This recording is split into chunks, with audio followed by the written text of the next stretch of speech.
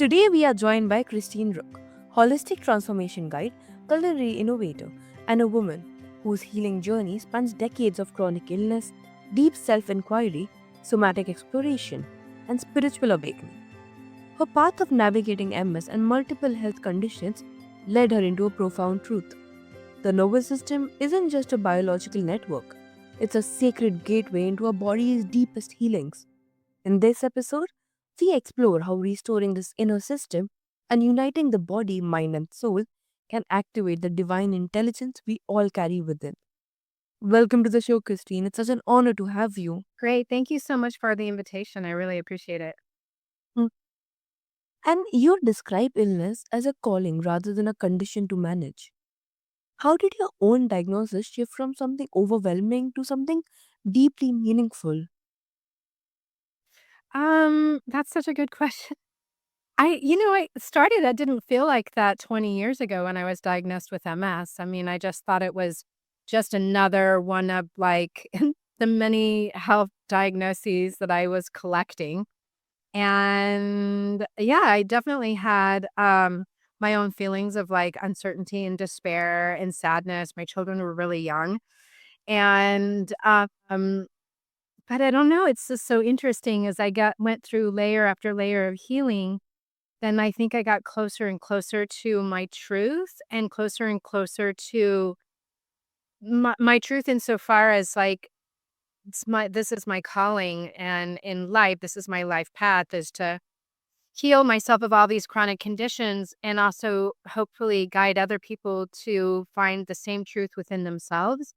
And I realized that yeah, it was just like a slow awakening, to the wisdom of our bodies and what we're really here to do, and how our bodies really do know how to heal, and it's just the process of supporting that, and how do we optimize the ability of our body to fully step into its healing potential, and, and I think, like, also, a lot of times, well, most of the time, generally speaking, my opinion is, we really silo the healing process, right? It's like it's all just a doctor and a diagnosis, or it's very siloed. And we don't necessarily pull in these other aspects of wholeness, such as looking at our soul's purpose in life, or looking at our nervous system, or connecting to our body, or like calming our psyche, or connection to spirit, like all those things feel very separate and not necessarily something that is seeking unity within. Does that make sense? Yeah, absolutely. And was there a specific moment when you felt your body guiding you rather than resisting you? Yeah, absolutely. I think my body has been guiding me for this whole time, but it was a matter of me being able to see it. And I think that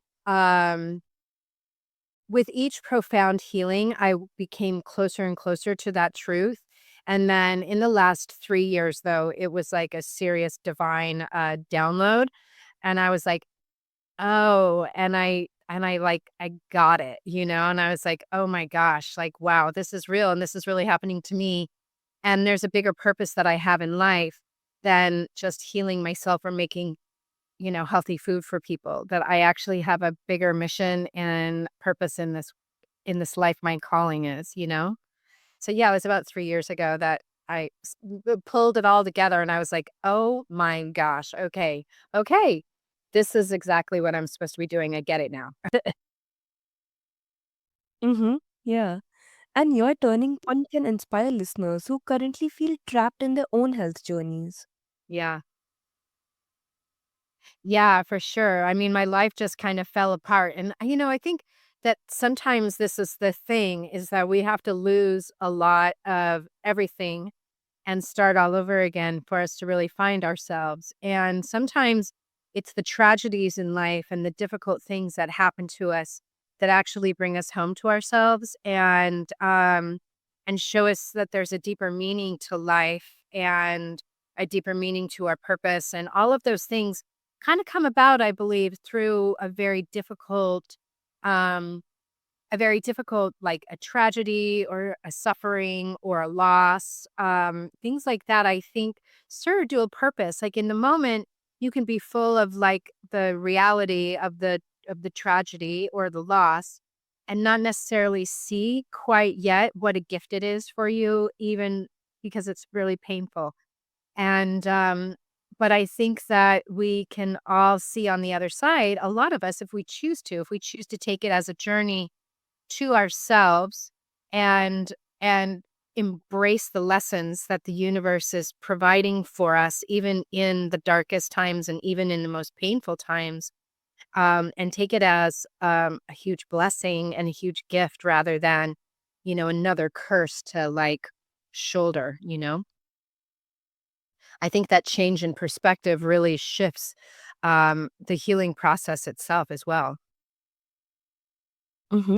Yeah, for sure. And your work emphasizes restoring the nervous system. How do you define nervous system restoration beyond the usual idea of stress reduction?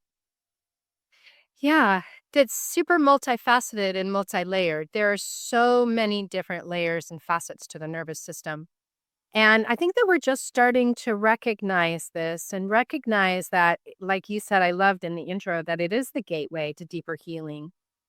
And, yes, stress reduction, but also people oftentimes with different disease states don't necessarily have a healthy connection to what is actually stressful in their lives. Some people aren't able to recognize stress. Some people aren't actually able to perceive stress. Some people make excuses for stress and call it adrenaline and say they thrive on stress. So they have like a disordered relationship with harmony within. And so a part of it is recognizing the ways in which we keep ourselves dysregulated due to our perception and our beliefs around stress and around whether or not we feel like we actually are stressed. Um, and then there's other things as well, right? We have so much trauma, like our body holds everything that ever happened to us is stored in our body. And a lot of times we don't have a framework, especially in the Western cultures. We don't necessarily have a framework for teaching people how to manage the emotions, how to express emotions, how to move emotion. Um, and what ends up happening is we deny traumatic events, we bury them within our body. And when traumas are not seen, they're not felt, they're not seen, they're not heard, then they just kind of get buried in and as a sort of like energetic disturbance within your system. And from there, that energetic disturbance really starts to fester kind of like a thorn in your side. And then, health consequences can result because you're not fully in tune with these elements within yourself of how the nervous system, on one hand, it's trying to keep us safe from like threats and pain, but the consequences, long-term consequences downstream of us not fully recognizing it's the relationship that we have with these things that is causing our poor illness, our poor health. And so it's a pretty multi-layered situation. It's not like a one and done, like you go and do like a vagus nerve reset and you're done, or you start meditating to alleviate stress. All those things are valuable, but I don't think that they are in and of themselves the solution to lasting healing. Mm-hmm. Yeah, 100%. And what signs show up when the nervous system finally begins to trust again? Mm. Well, there's all sorts of things that end up happening. It's really fascinating because you might start sleeping better. You might start recognizing that things that would trigger you before or cause you anxiety or frustration or whatever those emotional labels that you identify with. Suddenly you're like, "Oh, actually, I talked to my mom and I wasn't as bad. Like I didn't get as bothered by my conversation with her as I normally do." You start to notice subtle things, or you start to notice that you digest food better, or you start to notice that you have less headaches. It's all very subtle and it's very individual. Um, But as you start to, or your nervous system, or like your breathing changes. A lot of people who have a disordered nervous system will breathe really high up into their chest, and they don't breathe really deeply and fully in their solar plexus. And so sometimes you notice like a deeper, more relaxed sense of being in your body than this flighty, shallow breathing up in your chest, high in your chest or in your throat. So it's all very individual for everybody, but also very much the same because our body has a finite way of expressing disturbances within our system. So, but it's a whole gamut of those type of subtle changes that you'll notice over time. And then you're like, oh my gosh, wow, I really am shifting, it truly does happen in the body. Mm-hmm. Yeah, and these tangible signals will help listeners attune to changes they may have already been Mhm. experiencing. Yeah, for sure. And you can build on that too, right? Because it's really infinite. Um, I think what's really important though too is when you start to create a positive relationship with your body insofar as like you're addressing these disturbances within yourself, then your body starts to trust you, right? Because anytime we have a disease state or a chronic illness, it's our body's way of talking to us and telling us that it's out of balance. And it's requesting harmony. We all want to live in a harmonious state. Our body does. Our body thrives in harmony. And so it will express various symptoms of disharmony. And a lot of times we outsource that, like those symptoms, and go to a doctor and like look for our diagnoses and things like that, or we tell a story about ourselves, um, rather than just looking at the wisdom of the body itself. And what if there's nothing wrong with you? What if everything is actually right? And it's just a matter of listening to what your body is saying, trusting what it's trying to tell you, and then taking aligned action. And then once you start taking action, your body actually begins to trust you. Like, oh wow, you're finally listening. And and then you begin to trust your body, like, oh my gosh, that's working. And then you're creating this positive feedback loop of responding, and your body's talking and you're responding, and it's this positive feedback loop. And what ends up happening, you don't just heal from things and you don't just regulate your nervous system. Like those are real like body felt things, but other beautiful things develop as well, like self compassion. You don't recognize how much you kind of put yourself down, or you don't have compassion for yourself, and or you feel like there's something wrong with you, or there's something wrong with your body, and you have this negative self talk. And that's also really disturbing for your nervous system as well. But, but you start to develop self-compassion, and then through that act of self-compassion, you actually develop self-love, when you start to see how hard your body works on your behalf.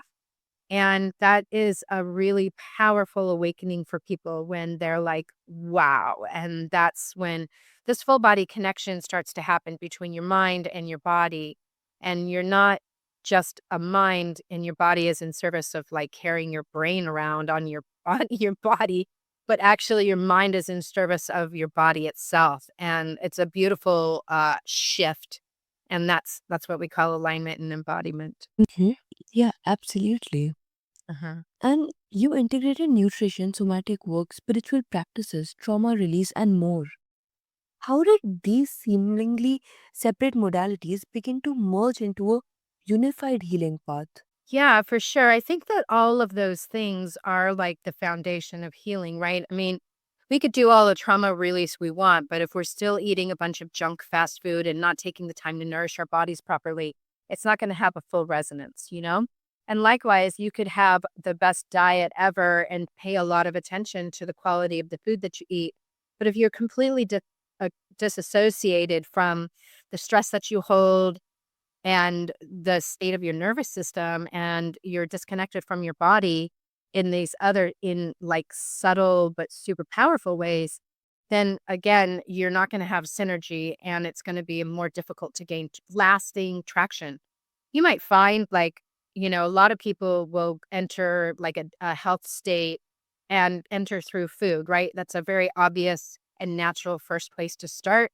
And I fully recommend that because it's a matter of honoring your body and, providing the nourishment that your body needs to thrive. And a lot of times when people they kind of discover their body a little bit through the food process, just because they're like, oh, this doesn't work for me. This makes me feel good. This makes me feel terrible.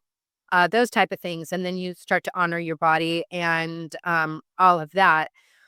Mm, but sometimes people hit a plateau if they're just in one modality. Or they might find that they end up being overly rigid because they believe that, like, the diet is everything, and if they stray from a diet, then, um, then they'll have health consequences.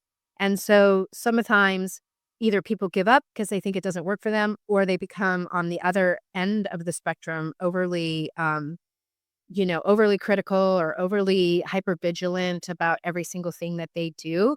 And both of those states I would recommend and suggest that, well, there's a middle ground. Like, the body doesn't like you to be in either extreme when it comes to nourishment, but rather it's an invitation to start looking at some of these other ways in which you've siloed off the health process and start to integrate those things as well, and integrating, like, these other practices, whether it's self-awareness, spiritual practices, or whether it's self-inquiry and those type of practices, whether it's nervous system restoration practices like traumatic release and somatic alignment and things like that. And so once you start, like, not looking at health as these siloed things and rather as a way to integrate all of these modalities, then that's kind of when, your body really starts responding the most quickly. And also not just responding quickly, it's not forced. It's very natural and gentle. Um, and that's a huge hallmark of things too, when you are in a space of just allowing your body to and trusting that your body knows what to do. Um, and then it does. It's permanent. It's not a short-lived result. It's like a permanent shift in your health. Mm-hmm. Yes, like for sure. And do you also feel there's an order to healing, or does the body guide each person in its own sequence? I think the latter, totally. I think our body is always asking for the next thing in our healing path because our body holds so much wisdom. And even, like, when you go into the nervous system restoration part of things, your nervous system will release what it's ready to release, and it will inform you of that. And yeah, I think everybody has their own path, and that's why this is so individual. I don't, I work as a guide and not a coach, primarily so that I can hold space for everybody's very individual health process to unfold. So you could have the same, you can have people with the same diagnoses, but their underlying physiology and their psyche and their life circumstances are all very, very different. So I would rather work with somebody and hold space for them to discover and trust within themselves what is arising and ready to be healed. And that looks different for every person. And so it's not about me forcing an outcome, but rather holding space for you to discover within yourself what your body is asking to be healed, and meeting that and honoring that, and then trusting the process, beginning to trust the process. Mm-hmm. Yeah, and this perspective will open the conversation to both structure and intuition in healing. Hmm. Yeah, absolutely. Mhm. And you often speak of divine healing codes. How would you describe these to someone curious but unfamiliar with the concept? Yeah, I think that we've been talking about that. We just didn't label it that way. But when you are in harmony and you are in unity with all of these aspects of yourself, then that is the thing that triggers these divine healing codes. And I call them divine because they are part of our human blueprint. And it's sort of like we kind of have forgotten, like, how sacred the healing process is. And I mean sacred because we were born with this design. We were born knowing how to heal. We came here to heal. And we came here to heal all aspects of ourselves. And what that looks like is different for every person, right? We're all different souls on this planet, but we all came here with a body that knows how to heal. And I think that when people start to recognize that this is a very sacred thing and it's an honor to heal, it's not a burden, but it's an honor because you come home to yourself, you come home to your truth, you come home to your divinity, and you come home to your sovereignty, and you come home to your truth. Like all of these things happen when you step into a different paradigm as it relates to the role of healing in our path as humans on this physical plane. And so that's why I feel like it is super divine. It is a privilege, it is an honor to see yourself in this way and to recognize like that this is an honor, this is a gift. And once you begin to create an alignment with this level of divinity within yourself, then the healing process does escalate very, very quickly. And that's also really divine too, when you think like that it takes like a doctor to heal. And I'm not suggesting in any of this conversation that there isn't a place for a medical professional, but rather shifting the energy and the focus away from outside and external sources of power and authority back into yourself and your own power and your own authority. And that you guide your own healing process. No one else should be guiding that for you. Only you should be guiding it for yourself. And so, in that process, if you're in your own truth, you're in your own sovereignty, you're in your own authority, then you can find the other external healers that would meet you on your path for the next level of healing that your body is suggesting to you it's ready for. And so, like, people will ask me, do I need a doctor, when I'm starting to work with you? And it's like, for sure, I'm holding space for you to learn to trust yourself. And I'm holding space for you to learn to honor the chapter of healing that you are currently within. And I'm here to help create synergy between all of these different places in the healing path that you've siloed off your healing journey. And so I'm here to just hold this space and teach you how to come into alignment and step into all of those, step into your divinity, step into your truth, step into your sovereignty, and then you're acting from an aligned place. And insofar as seeking, let's say, other type of healers that could further your health process along. But it's coming from a totally different place inside of yourself, a place that's more embodied and aligned, and not like this external mental place like, oh, I don't know, I saw an influencer online that says I should stop eating this and that, and that's like a totally different place to arrive at that sort of decision. That's amazing. So, Christine's journey reminds us that healing is not a linear pursuit, but a profound dialogue with the intelligence already living within us. When we restore the nervous system and honor the unity of body, mind, and soul, we step into a form of healing that is both sacred and deeply human. If this episode resonated, let it be an invitation to listen more tenderly to your own inner signals. Thank you for joining and keep walking towards the wholeness that has always been yours.